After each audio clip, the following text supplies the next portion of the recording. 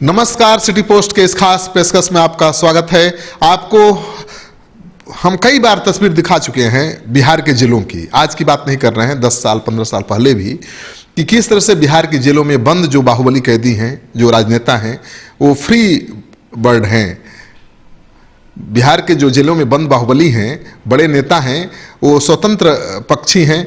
जब चाहें जेल से बाहर घर खाना खाने जा सकते हैं, जब चाहें ब्यूटी पार्लर में मसाज करने जा सकते हैं, जब चाहें बाई जी को जेल में बुलाकर नचवा सकते हैं, और जब चाहें दिल्ली के बिहार निवास में जाकर दारू पी सकते हैं। ये तस्वीर पहले की थी, आज ये तस्वीर मिलना मुश्किल है। लेकिन आज भी तो मोबाइल के जरिए जो अपराधी हैं, बाहुबली हैं, जेल के अंदर बैठकर ही अपने गैंग को ऑपरेट कर रहे हैं।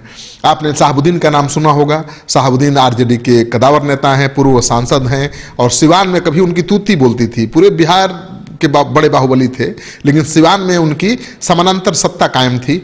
लेकिन जिस तरह से पिछले 10-12 सालों से वो जेल में बंद हैं, कैद हैं, और अब तिहाड़ जेल में बंद हैं, तो उनकी मुश्किलें बढ़ गई हैं। वहाँ तो कोई आज़ादी नहीं है, उनको सेल में रखा गया है। जेल के अंदर भी घूमने की फिरने की आज़ादी नहीं है, किसी से बात करने की आज़ादी नहीं है। तो साहबुद्दीन ने आग्रह किया है कोर्ट से कि उनको जेल के अंदर कम से कम घूमने दिया जाए, दूसरे कैदियों से मिलने दिया जाए, बात करने दिया जाए।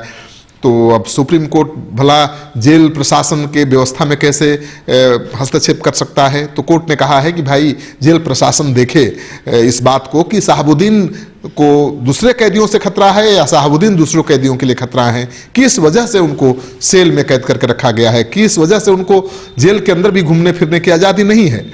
तो साहबुद्दीन को मुझे लगता है कि तिहाड़ जेल जाने के बाद ही इस बात का एहसास हो रहा होगा कि जेल क्या चीज़ होती है। क्योंकि बिहार में जब वो अपने ज़माने में वो जेल में बंद होते थे तो बाहर घूमने फिरने की आज़ादी थी, घर जाने की आज़ादी थी, लेकिन अब तो आज़ादी छिन गई है। तो तिहाड़ जेल की कैद कितनी कठिन होती है, और जब सरकार आपके अनुकूल ना हो, व्यवस्था आपके अनुकूल ना हो, तो फिर कितना मुश्किल हो जाता है जेल में एक दिन काटना।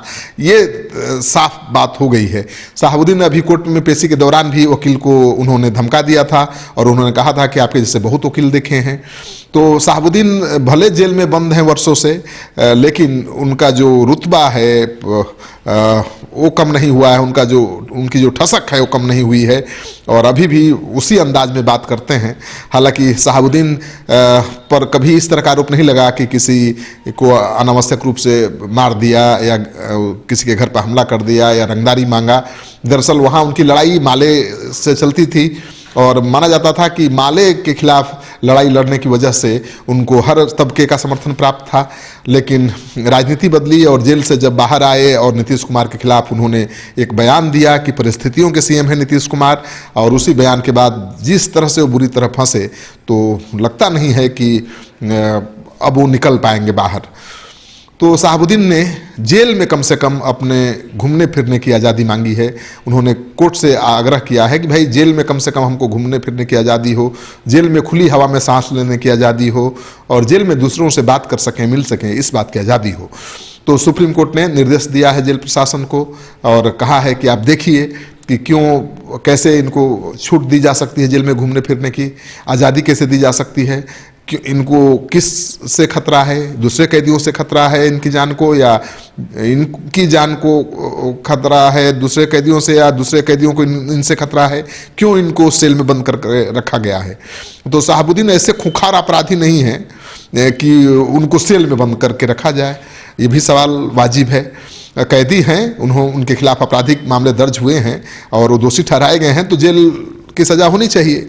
लेकिन जेल में जिस तरह से उनको सेल में कैद कर दिया गया है, किसी से मिलने जुलने की आज़ादी नहीं है, जेल में घूमने फिरने की आज़ादी नहीं है, इसको लेकर उनके समर्थक भी काफ़ी दुखी और नाराज हैं। आपको साहबुद्दीन की मांग जायज़ लगे तो इस वीडियो को खूब दोस्तों के साथ शेयर करिए, नाजायज़ लगे तो भी शेयर करिए, ताकि पता चले कि आप क्या सोचते हैं साहबुद्दीन के बारे में, उनकी मांग के बारे में।